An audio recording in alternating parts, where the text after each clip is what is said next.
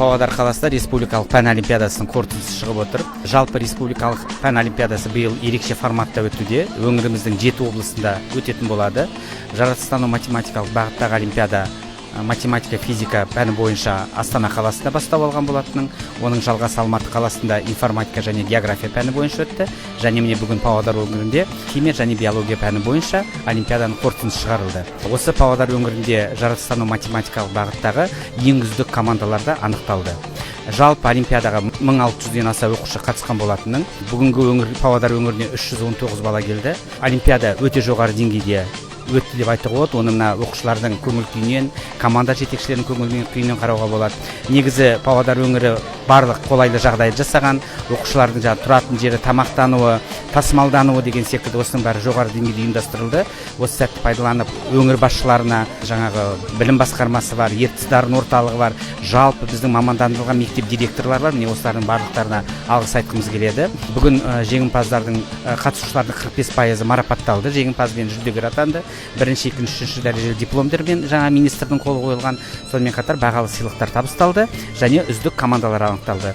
Қуанышты жағдай, біздің Павлодар облысының командасы үздік бірінші дәрежелі дипломды жеңіп алды.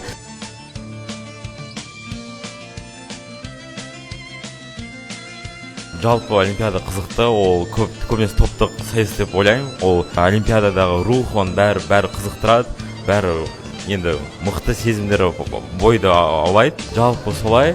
Және мен биология олимпиадаларымен қызығамын, өйткені мен бұлай өзім биологияны оқып зерттеп ғылым болғым келеді деп есептеймін, мақсат тұтамын.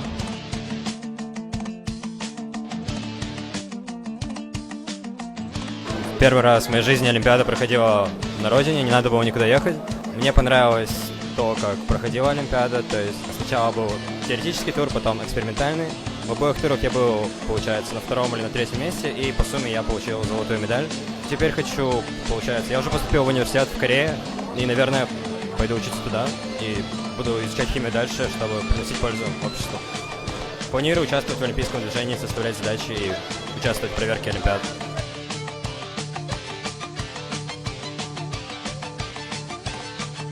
Мен жер жанаты Жетісудан осы Павлодар облысына келдім. Біріншіден сол Павлодар облысының бізге көрсеткен қонақжайлылығына, осы олимпиаданы ұйымдастырушыларға мың алғыс білдіргім келеді. Бұл олимпиада өте жоғары деңгейде өтті деген ойдамын. Химия олимпиадасына дайындық дегеніміз бұл өзіндік жұмыс деп ойлаймын.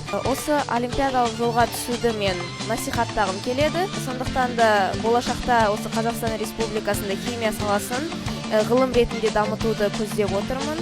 Біз өзіміздің отанымызды дамытып, оны ары қарай көркейтуіміз ол біздің, яғни жастардың қолында.